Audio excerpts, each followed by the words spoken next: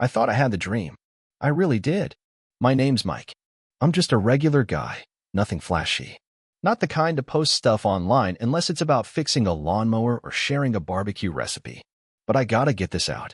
For years, I worked at a company that made custom fasteners, screws, bolts, brackets, whatever a factory needed, made to exact specs. Not the kind of thing that gets you excited over dinner, but it paid damn well and gave me something to be proud of. I started out young, straight out of community college. I didn't have a degree from some fancy university, but I had hustle. I could talk to anybody. My boss used to joke I could sell frostbite to a snowman. That always made the guys laugh. Anyway, over the years, I worked my way up. Started in phone sales, then moved to regional accounts, then eventually I was running the whole Midwest division. Company car, bonuses, paid travel. I wasn't some millionaire, but we were doing just fine. I'm not ashamed to say I liked it. I liked providing. I liked waking up early with a cup of gas station coffee and hitting the road. I liked the feeling of closing a deal and coming home with something to show for it. We had a nice place in the suburbs, not huge, but big enough. Brick front, attached garage, backyard with a fire pit, and a little shed I'd turned into my personal retreat. I had my workshop out there, a fridge full of beer, an old stereo that only played classic rock and static. It was mine. And then there was Melinda, my wife. Let me tell you, Melinda is the kind of woman you notice. People would stop talking when she walked into her room. Tall, sharp cheekbones, blonde hair with just enough curl, and a way of walking that said she knew exactly who she was. She always had her nails done, dressed nice even when she said she wasn't trying, and carried herself like she was going somewhere more important than where she was. She looked like money even before we had it. And don't get me wrong, she wasn't just looks. She could turn on the charm like a light switch. Around friends, she was the center of attention. She had this way of making people feel like they were the only one in the room. She'd flash a smile, tilt her head, and you'd find yourself agreeing with her even if she was talking nonsense. I won't lie, I fell hard for that. She made me feel like I'd won something. And for a while, I had. We got married when we were both in our late 20s. Not rushed, not pressured, we wanted it. A year later, we had our son, Logan. He's my pride. Kid's got guts. Always has. Smart, respectful, bit of a smartass like his old man. He enlisted right out of high school, said he wanted to do something that mattered. That was a tough day, seeing him off. But I was proud, so proud. Still am. Back then, everything felt solid. Melinda and I were a team. We had routines, jokes, weekend plans. We'd go out once a week, either to a restaurant or just driving around with coffee. She loved to dress up, and I didn't mind showing her off. I liked how people looked at us. It made me feel like I was doing something right.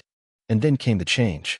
The owner of our company, old guy, real hands-on type, announced his retirement. No warning. No town halls.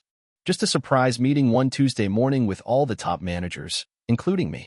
He looked tired, like the weight of every bolt we ever shipped had landed on his back.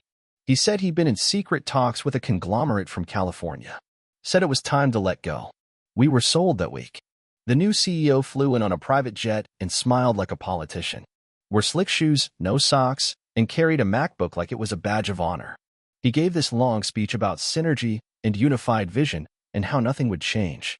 That should have been the first clue. For a while, it did seem okay. We still had our jobs. Still had our meetings. Then they started replacing people. Quietly. Accounting. Procurement. 2 guys from logistics. A whole warehouse team in Ohio gone overnight. We were told it was structural realignment. Whatever that means. 6 weeks after the handshake, I was called into a conference room and handed a manila envelope.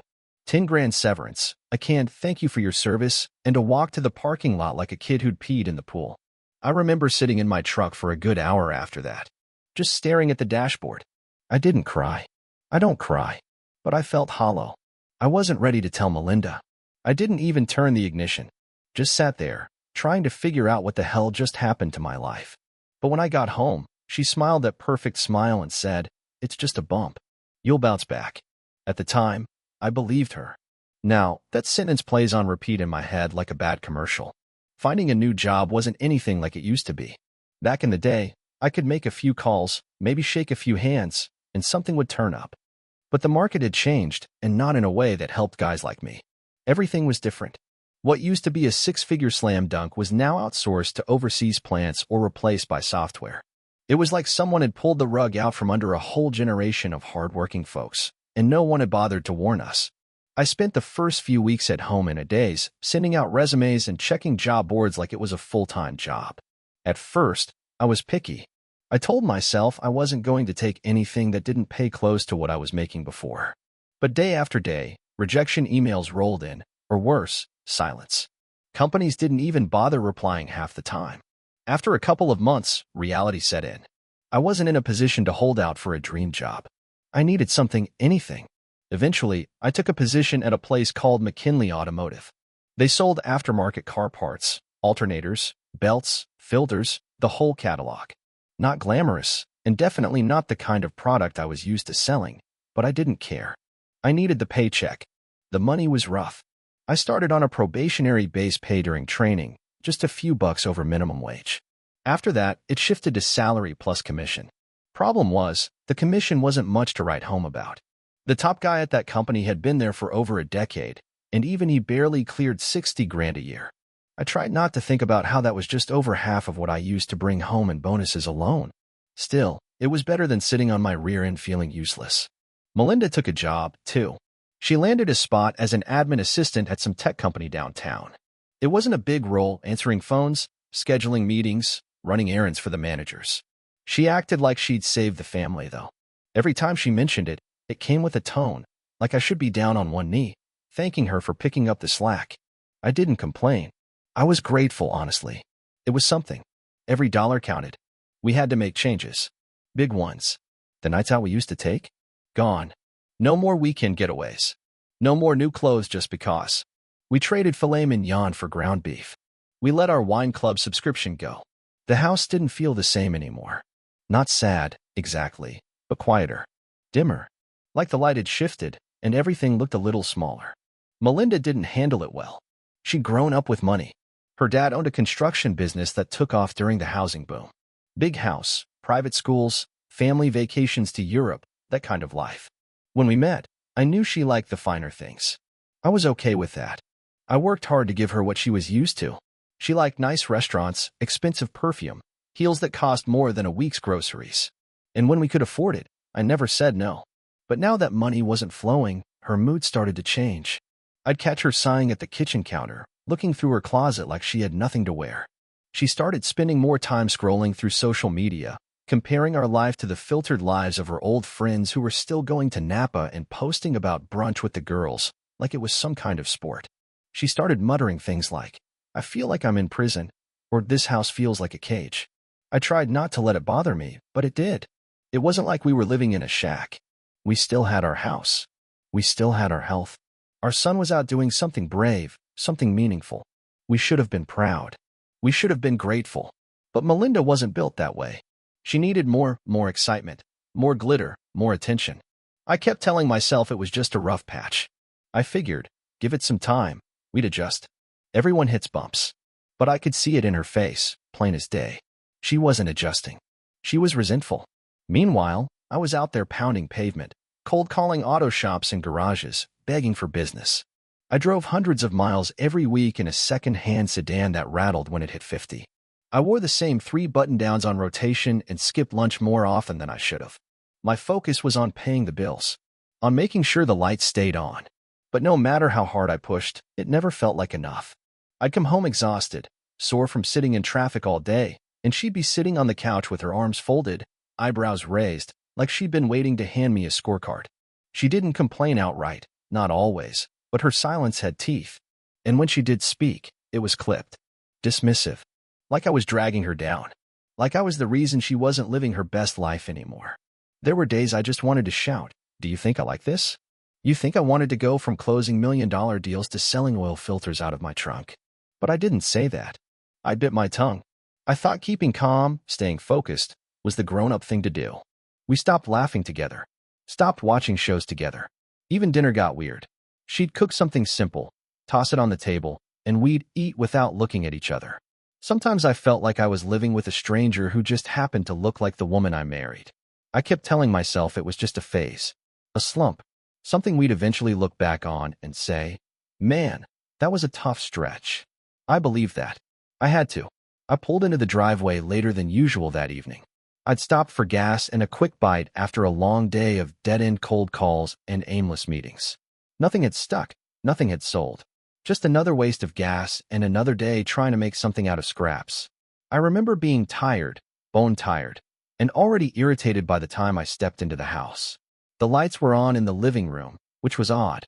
Melinda didn't usually turn them on until dusk, and it wasn't quite there yet.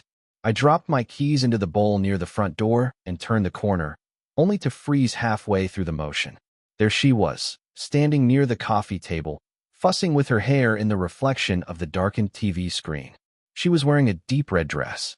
Tight, off the shoulder, the kind of thing you only break out for anniversary dinners or cocktail hours at some corporate fundraiser.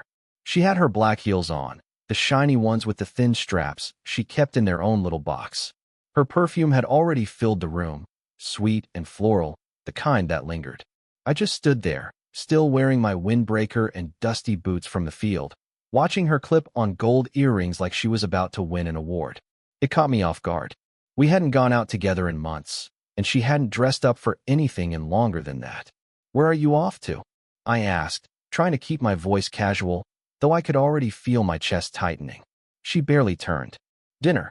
Some of the girls from the office. Just getting out for a bit." "The girls from the office?" I repeated. "Didn't know y'all hung out outside of work." She shrugged, still focused on the mirror. "It's new. One of the managers is leaving.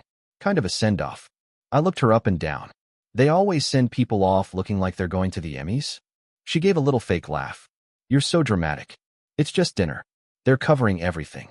"Must be nice," I muttered. "Hope they tip well." That earned me a glance. Not playful, not even annoyed. Just that flat look she gave me when I said something she didn't care to argue with. She turned back to the mirror without another word.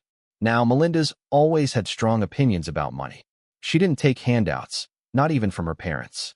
Anytime someone offered to buy her a coffee or pick up the check, she'd act like they were insulting her. "I'm not a charity case," she used to say.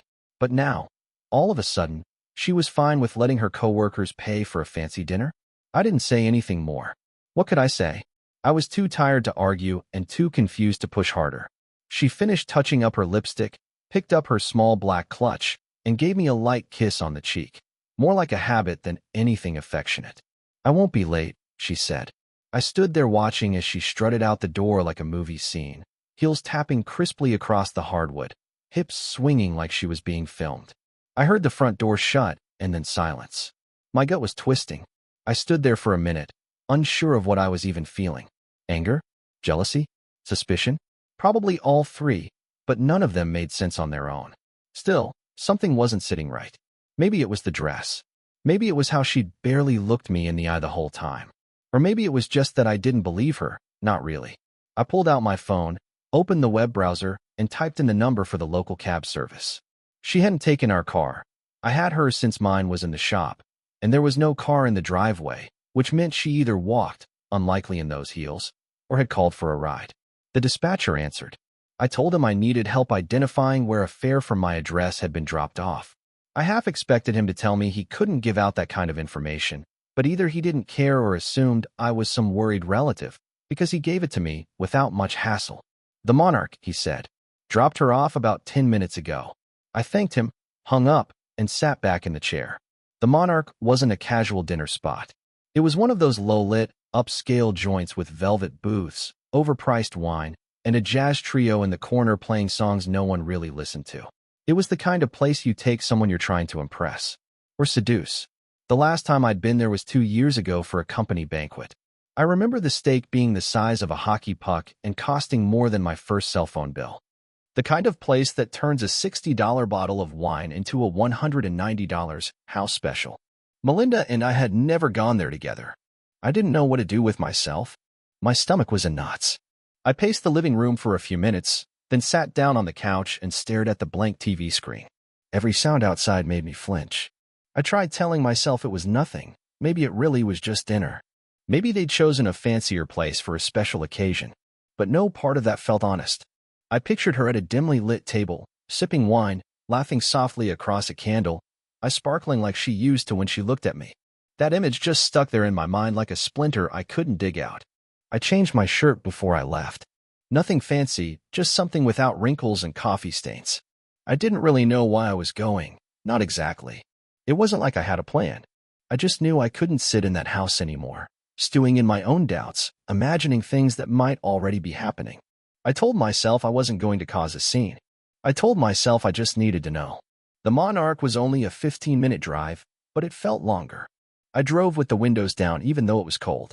My hands were sweating, and I didn't want to sit in silence. I let the radio play whatever came on. Country station. Some guy singing about heartbreak and cold beer. It was fitting in the worst way. The valet outside the Monarch gave me a funny look when I pulled up in my dusty sedan. Most folks who show up there drive something with chrome accents or German engineering. I handed him the keys and walked through the heavy glass doors like I belonged. Inside, the place looked just like I remembered. Low lighting, big booths with high backs, soft jazz trickling out of hidden speakers. There were candles on every table. Real ones, too, none of that flickering fake stuff. People spoke in low voices, and everything smelled like rosemary and steak. I scanned the room. Didn't take long to find her. She was sitting at a table near the window, back straight, eyes lit, smiling wide. Her hands were folded gently near a wine glass, and across from her sat a man, mid-30s, maybe early 40s, clean-shaven, wearing a navy blazer and a watch that looked more expensive than my car. He leaned in slightly when he talked, like he was telling a secret or a joke only meant for her. There were 2 glasses of wine already on the table, a half-eaten appetizer, and not a single female coworker in sight. I stood there for a second too long. I know I did. I felt frozen. Then my feet moved on their own, and the rest of me followed. When I got to the table, she saw me first. Her eyes widened, and for a second, I thought she might actually fall out of her chair. She sat up straighter, like she'd been caught doing something illegal, and her mouth opened, but nothing came out right away. I didn't shout. I didn't cause a scene. I just looked at her and said, calm as I could manage, "Hey, sweetheart. Where are all the girls?" She blinked fast and gave this little half-laugh that died in her throat. "Oh, hey. This is, Jordan. He's a coworker. We were just..." I looked at Jordan. He looked nervous, like a teenager caught trying to sneak a beer at a wedding. He stood up halfway and gave me one of those awkward, slow nods. "Coworker, huh?" I said. "You always drink wine with your employees' wives on a weeknight?" He cleared his throat. It's nothing like that. We're just having dinner." She said things were "Try it again," I interrupted, with less nonsense this time. His mouth opened and closed like he was trying to find the right words in a dictionary that didn't exist. Melinda just stared at me, her lips pressed into a thin line, her hands now curled around the edge of her napkin. I couldn't feel my hands. Couldn't hear anything besides the blood thumping in my ears. The tablecloth, the soft lighting, the damn jazz, it all felt like a joke. I remember the color of the wine, deep red like something out of a movie. I remember the way the candlelight bounced off her necklace. But I don't remember what she said next. If she even said anything. I didn't yell. I didn't punch anybody. I just stood there for a few more seconds, staring at the guy who thought he was going to impress my wife with a bottle of overpriced Cabernet and a couple of compliments. He looked like the kind of man who always knew the right wine to pair with a meal. I wondered how many wives he'd just to dinner with. Melinda grabbed her bag and stood up without saying a word. She didn't look at me. Not really. She just stared down at her plate like it might save her from the awkwardness. Then she brushed past me, her perfume trailing behind her like a signal flare. I turned and followed. No one in the restaurant said a word. No waiter stopped us. I don't even remember walking out the door. The valet saw us coming and didn't ask any questions. He just brought the car around while Melinda stood on the curb, arms crossed tight, like she was cold or angry or both. We didn't say anything on the ride home. Just sat in silence, letting the sound of the tires and the turn signal fill the space between us. She didn't reach for the radio. I didn't ask questions. There was nothing left to say. As soon as we stepped through the front door, she dropped her bag onto the hall table and turned around, face already flushed, voice sharp. "You embarrassed me," she snapped. I stared at her for a second, the words registering like a punch to the ribs. That's what she opened with? "Oh, I'm sorry," I said. "You wanted to dress up for your coworker, sip wine like you're in some romance novel, and I ruined the moment?" "It wasn't like that," she shouted. "God, you always do this. You twist things. Twist things." I walked into the living room and turned to face her. "You said you were going out with the girls from the office. You didn't mention any Jordan. And you sure as hell didn't say it was a candlelit dinner at a fancy restaurant. What exactly do you think that looks like? I just wanted to feel good for once, she yelled back. You don't get it. You're always working or moaning about bills or tired from your stupid job. I needed something different. Something else. The way she said something else made my stomach turn. Like it was a new hobby. Like she was bored and decided to try a new brand of cereal. Something else. I repeated, keeping my voice lower, tighter. You mean attention from another man? She didn't answer. She just stood there with her arms folded, jaws set, eyes looking past me. You know what this is? I said, voice rising. It's disrespect. You lied. You went behind my back. You didn't just disrespect me, you disrespected our marriage. Don't act like you've been a prize lately, she muttered, pacing toward the kitchen. Excuse me. You've barely looked at me in months. You come home, dump your crap, and sit in silence. You're just there. You're not present anymore. I'm not your roommate. I'm your wife. Then act like it, I shot back. You don't fix that by sneaking around and playing dress-up for some clown in a blazer. I wasn't sneaking around, she insisted. I didn't do anything wrong. It was just dinner. Just dinner. I laughed once, dry. With wine and candlelight, and your body language saying everything your mouth wouldn't? She didn't reply. Her eyes flicked away. Her silence said more than any argument could have. I'm done, I told her. I don't even recognize you anymore. Her face changed, something between disbelief and fury. Then her voice dropped to a calm, cutting tone.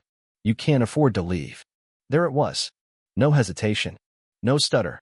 She crossed her arms tighter and stood with her chin raised like she was daring me to argue.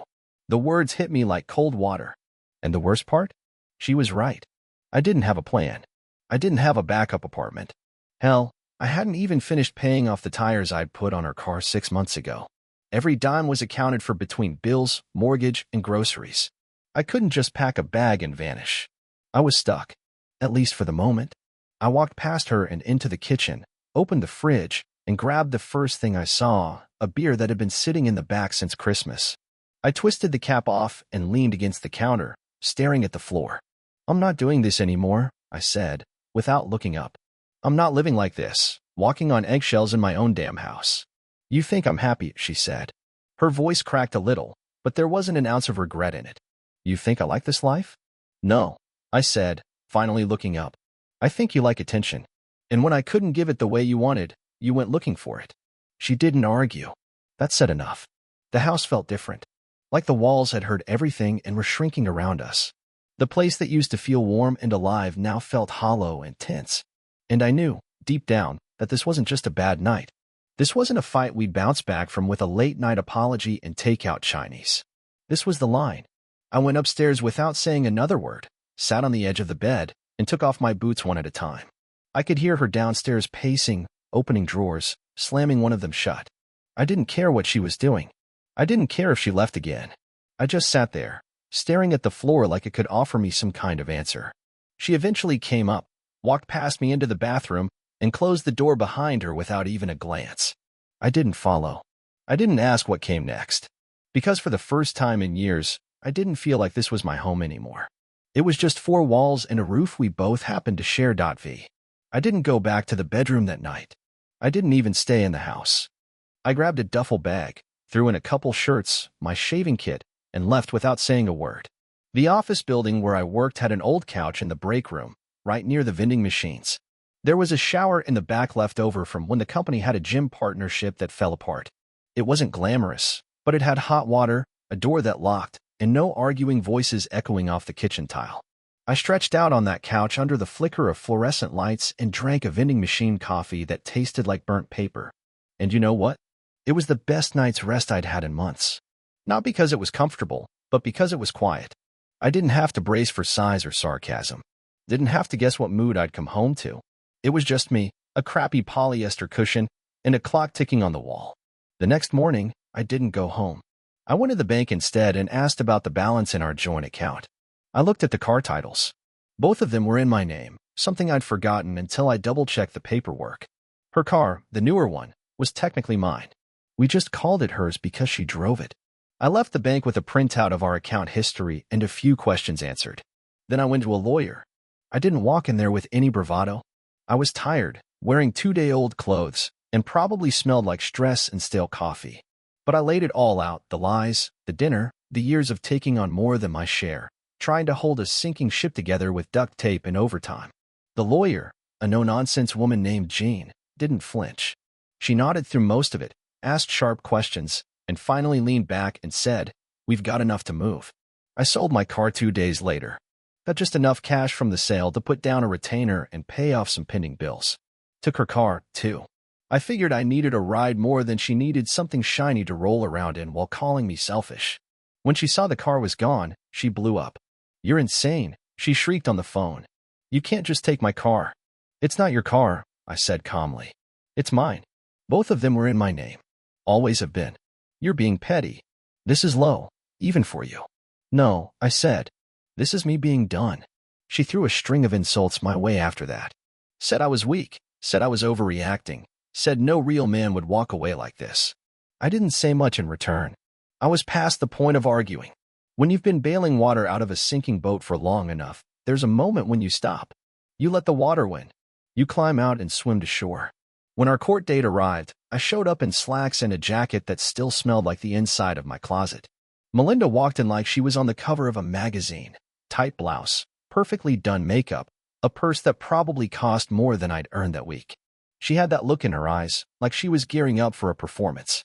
Like she thought a few tears and some polished sentences would tip the judge her way. She didn't know I had receipts. I handed over copies of text messages, her voicemail, and documentation of our finances, how much I'd paid, what was in my name, how long I'd carried the weight of our life while she pouted through her mid-30s like a teenager denied prom. She tried to spin it, claimed I was distant, said she'd only gone out that night to feel human again. She never denied the dinner, just painted it like a harmless outing between friends. The judge didn't buy it. By the end of the session, I was granted ownership of the condo we'd put a down payment on years ago, both cars, and the larger portion of our savings. The lawyer even made sure I wouldn't be saddled with her credit card debt, which had grown quietly in the last few months while I'd been trying to stay afloat. Melinda sat there stunned, her face slowly draining of color. She wasn't crying anymore. No drama, just silence. That was the first time I saw something that looked like real regret in her eyes. Not anger, not performance, just the cold truth landing in her lap. I didn't smile. I didn't gloat. I just gathered my papers, stood up, and walked out of that courtroom with the kind of peace you only get when you've finally finished a long, painful chapter. I had no idea what came next, but for once, I wasn't afraid of it. After the court finalized everything, the house was next. We'd had it listed for about a month before a decent offer came through.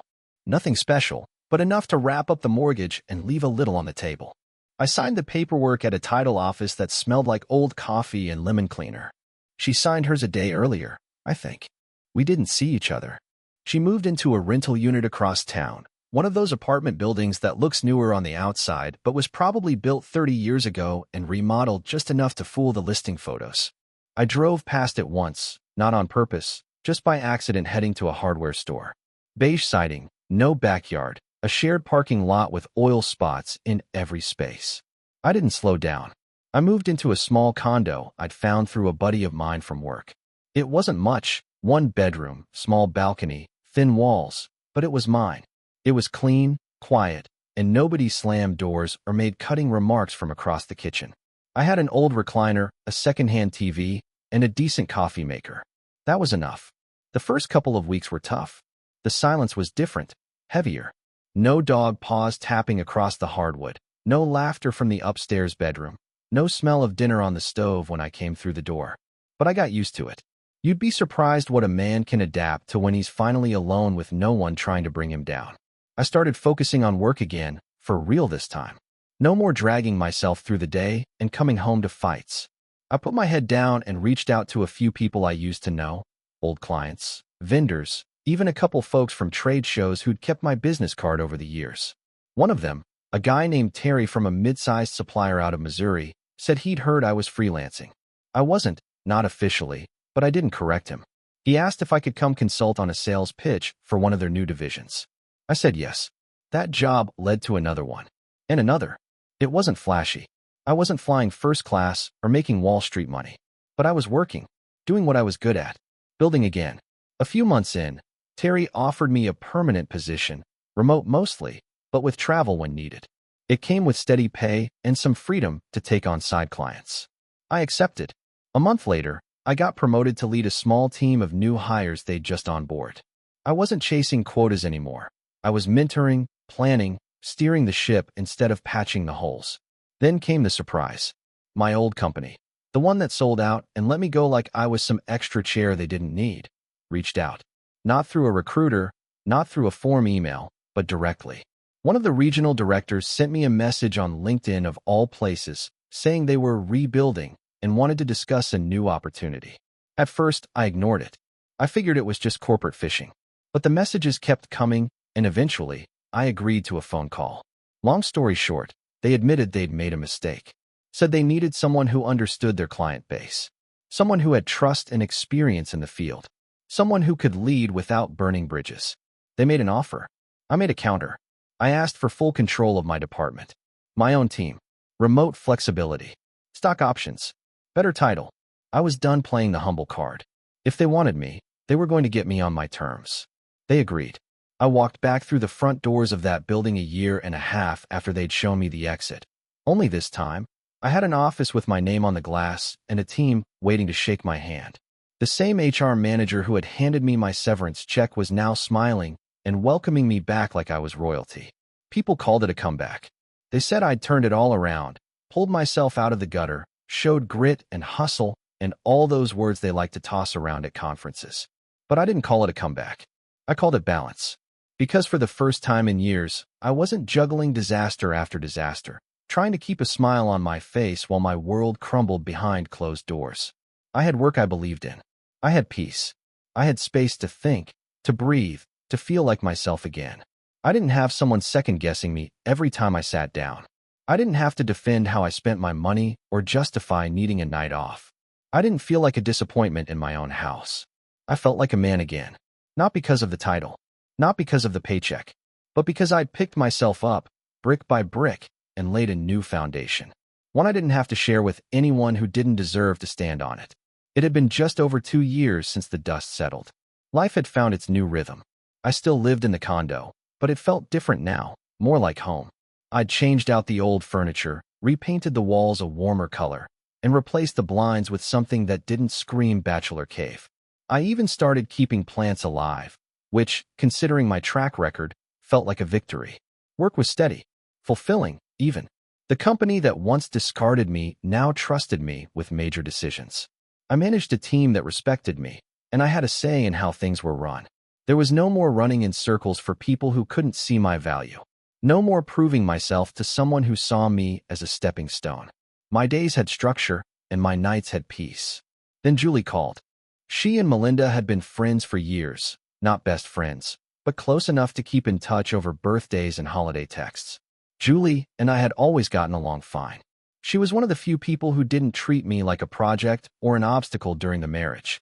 She called to check in, casual at first, asked how I was, how work was going, whether I was still living on the west side near the park. After a minute or two, she got to the point. I met up with Melinda for coffee, she said. She asked about you. That didn't surprise me. I figured at some point, curiosity would get the better of her. I imagined her scrolling through mutual contacts, wondering where I'd ended up, how things had gone after the court dates and car repossession and all the silence that followed. I didn't interrupt. I just let Julie talk. She didn't say much at first, Julie continued. But the moment I told her you were doing well, really well, she changed. I asked what she meant by that, even though I already had a guess. She teared up, Julie said. Right there at the table. Didn't even try to hide it.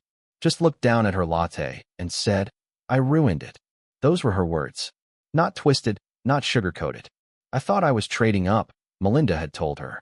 I thought there was something better waiting for me. But all I got was empty nights and regret. She'd apparently gone through a few relationships since the divorce. None of them lasted long. One guy moved in, then moved out within 6 months. Another ended things over money. She was still working her admin job, still renting the same apartment. According to Julie, she hadn't smiled the same since the split. I didn't ask for all the details. I didn't need them. Julie paused before asking the question I knew was coming. She asked if I still talked to you. Wanted to know if you were seeing anyone, how work was, all that. I waited. She didn't ask me to reach out or anything. Not directly. but I think she's hoping I will. Do you want me to tell her anything? I thought about it. There was a part of me, small and quiet, that wanted to unload. To remind her of every insult, every eye roll, every cold shoulder I'd shrugged off while trying to keep our life together. But that part didn't speak up. It didn't need to.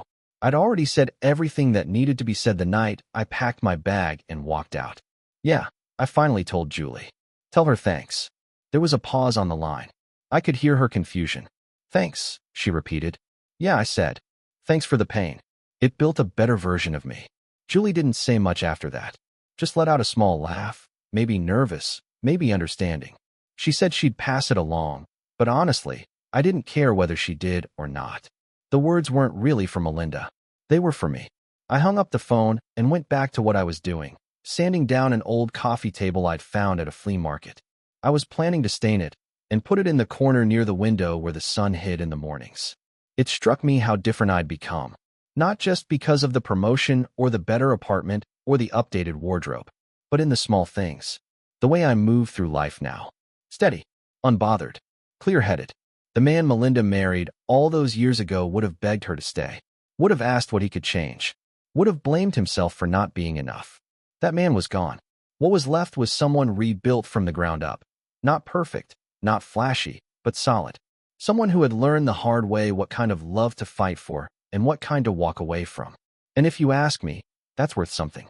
Share your thoughts in the comments. Do you think power shifts in relationships, like losing a job, automatically strain love, or just expose cracks that were already there?